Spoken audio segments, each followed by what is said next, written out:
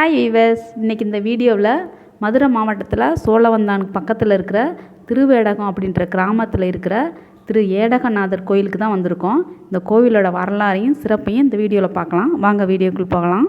இந்த கோவில் இருக்கிற இடம் பார்த்திங்கன்னா வைகை கரை ஓரத்தில் இருக்குது. மதுரைக்கு வடக்கே இருக்கிற இந்த வைகை நதி ஓரம்தான் இந்த கோயில் அமைஞ்சிருக்கு. ரொம்ப சிறப்பு வாய்ந்ததாக இருக்குது. பார்க்குறதுக்கு இயற்கை சூழலோட ரொம்ப அருமையான ஒரு திருத்தலம். கோவிலோட வரலாறு என்னன்னு பார்த்தீங்கன்னா, மதுரையை ஆண்ட கூன்பாண்டியன் சமண சமயத்தை தழுவிட்டு இருந்திருக்காரு. அவரோட மனைவி மங்கையர்க்கரசி சிவனை மட்டுமே வணங்குற ஒரு சிவபக்தியாக இருந்திருக்காங்க. இந்து மத புராணப்படி சமண மதம் இப்பகுதியில் ரொம்ப முக்கியமான ஒரு மதமாக இருந்திருக்கு. அதனால மங்கையர்க்கரசி அவங்க திருஞான சம்பந்தரை மதுரைக்கு வர்றதுக்காண்டி அழைப்பு விடுத்து விட்றாங்க. வீடியோ கடைசி வரலும் பாருங்கள். நம்ம சமண சமயத்தை வீழ்த்தி சைவ சமயம் எப்படி தலைத்ததுன்ற வரலாறு இதில் இருக்குது.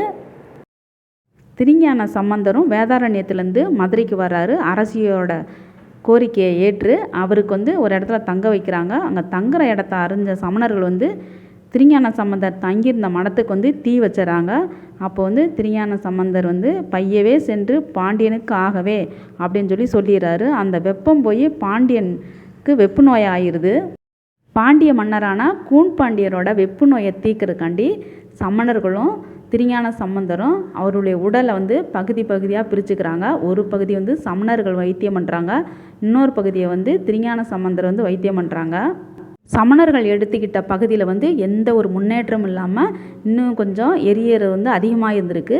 திருஞான சம்பந்த பெருமான் மடப்பள்ளியில் உள்ள திருநீரை எடுத்துட்டு மந்திரமாவது நீர், வானவர் மேலது நீர், சுந்தரமாவது நீர், துதிக்கப்படுவது நீர், தந்திரமாவது நீர், சமயத்தில் உள்ளது நீர் அப்படின்ற பதிகத்தை பாடிட்டு அவருக்கு வைத்தியம் பண்ணுறாரு. மன்னரோட வெப்பு நோய் குணமாயிடுது. ஆனால் சமணர்கள் அதை ஒத்துக்கலை. நீங்கள் ஏதோ மந்திரம் பண்ணி தான் சரி பண்ணியிருக்கீங்க அப்படின்னு சொல்லிட்டு திருஞான சம்பந்தரை அனல்வாதம் புனல்வாதத்துக்கு போட்டியிட கூப்பிட்றாங்க. அப்போ திருஞான சம்பந்தரும் அதுக்கு ஒத்துக்கிறாரு. முதல்ல சமணர்கள் எழுதின ஏட்டை தீயிலிடுறாங்க. அது எரிஞ்சு சாம்பலாயிடுது. ரெண்டாவது திருஞான சம்பந்த திருநள்ளாற்று பதியம் எழுதின ஏட்டை நெருப்பிலிடுறாங்க. அந்த ஏடு எரியாமல் அப்படியே பச்சையாகவே இருந்திருக்கு. அந்த அனல்வாதத்தில் திருஞான சம்பந்தர் ஜெயிச்சிட்டாங்க. அதுக்கடுத்து புனல்வாதத்துக்கு சமணர்கள் கூப்பிட்றாங்க. வைகை கரையோரம் வர்றாங்க. அரசி, மன்னரோட மந்திரியாக இருந்த குலச்சிறையார் இவங்கெல்லாம் வைகை ஆற்றுக்கு வர்றாங்க. அப்போ சமணர்கள் எழுதின ஏட்டையும் தண்ணியில் விட்றாங்க. அந்த ஏடு வைகை தண்ணி போகிற திசையிலே போய் கரை ஒதுங்கிடுது. அதுக்கடுத்து திருஞான சம்பந்தர் எழுதின ஏட்டை தண்ணியில் விட்றாங்க. அந்த ஏட்டில் வாழ்க அந்தனர் வானவர் ஆயினும் வீழ்க தன்புணல் வேந்தனும் ஓங்குக அப்படின்னு எழுதி அந்த ஏட்டை தண்ணியில் விட்றாங்க. திருஞான சம்பந்தர் எழுதிய அந்த ஏடு மட்டும் வைகை நதியை எதிர்ப்புறமாக இருந்துட்டு வருது. அந்த ஏடு எங்கே ஒதுங்குதுன்னு பார்க்கறதுக்காண்டி பாண்டிய மன்னரோட மந்திரியாக இருந்த குலச்சிறையார் ஒரு குதிரை மீது ஏறி வைகை நதி நீரோட்டத்தை எதிர்த்து செல்லும் அந்த ஏட்டை பின்தொடர்ந்து வராரு. அந்த ஏடு இந்த இடத்துல வைகை ஆற்று கரையோரம் ஒதுங்குது. அப்போ பாண்டிய மன்னர் மற்ற அரசி எல்லாரும் பார்க்குறாங்க. அந்த இடத்துல ஒரு சிவலிங்கத்தை பாண்டிய மன்னர் பார்க்குறாரு. அந்த இடத்துல ஒரு கோயிலையும் எழுப்பிடுறாரு. அதுதான் திருவேடகம். இந்த திரு ஏடகத்தில் ஓடுற வைகை நதி காசிக்கு நிகரான ஒரு புண்ணிய நதியாக ஓடிட்டுருக்கு. எதனாலனா தெற்கு வடக்கா ஓடுது. காசியில் மட்டும்தான் கங்கை நதி தெற்கு வடக்கா ஓடும். அதனால் கங்கையில் குளிக்கிற புண்ணியம் இந்த வைகை நதியில் குளிக்கிறப்ப கிடைக்குது.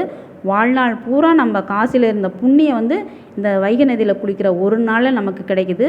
அதனால் வர்றவங்க எல்லாருமே இந்த வைகை நதியில் நீராடிட்டு தான் சுவாமி தரிசனம் பண்ணுறாங்க.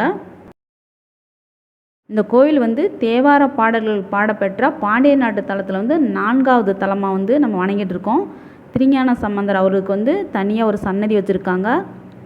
திருவிழாக்களும் இங்கே நடத்தப்படுறாங்க. வைகை ஆற்றில் ஏடு எடுக்கிற அந்த திருவிழா வருடம் இங்கே நடந்து கொண்டு இருக்குது. சைவ சமயத்தை காப்பாற்றுறதுக்காண்டி மங்கையர்க்கரசி விடுத்த அழைப்பை ஏற்று தான் திருஞான சம்பந்தர் மதுரைக்கு வர்றாங்க. மதுரைக்கு வந்த பின்னாடி சமண சமயத்தை ஒழிச்சிட்டு சைவ சமயத்தை தலைக்க வச்சவர் 63 நாயன்மார்களில் ஒருவராகவும் இருக்கார். மங்கையர்க்கரசி அவங்களும் 63 நாயன்மார்களில் ஒருவராக எல்லா கோவில்லுமே நம்ம வணங்கிட்டு வர்றோம். இந்த திருவேடகத்துக்கு நம்ம ஏடகநாதரையும் ஏலவார் குழலியும் நம்ம வணங்கிட்டோம். இந்த கோவிலோட டைம் பார்த்திங்கன்னா நட திறக்கிறது காலையில் 6 to மதியம் 12:30 மணி வரலும் நட திறந்துருக்காங்க. அதுக்கப்புறம் சாயங்காலம் 4:30 மணிக்கு ஓப்பன் பண்ணிவிட்டு நைட்டு 8:30 மணி வரலும் நட திறந்துருக்காங்க. அப்போ நம்ம சாமி தரிசனம் வந்து பண்ணிக்கலாம். இடையில வந்து மதிய டயத்துலேருந்து கோயில் மூடிடுறாங்க. இந்த முன்னாடி வந்து கொஞ்சம் கட்டடம் வந்து கட்டாமல் அப்படியே வந்து விட்டுருக்காங்க. நாயக்கர் காலத்தில் வந்து கிபி 16ஆம் நூற்றாண்டில் கட்டியிருக்காங்க. அதுக்கப்புறம் முழுமையான கல் தூண்களில் வந்து சிற்பங்கள் வந்து அவ்வளோ சூப்பராக வந்து செதுக்கியிருக்காங்க. பார்க்குறதுக்கு ரொம்ப கலைநுட்பத்தோடு இருந்தது. கோவிலோட தலை விருட்சம் வில்வ மரம். தீர்த்தம் பார்த்திங்கன்னா பிரம்ம தீர்த்தமும் வைகை நதியும் தான். கோவில் வந்து ரொம்ப பழமையானதான். பிரம்மா, பராசகர், வியாசகர் இப்படி பெரிய பெரிய ரிஷிகள் வந்து வழிபட்ட கோவில்.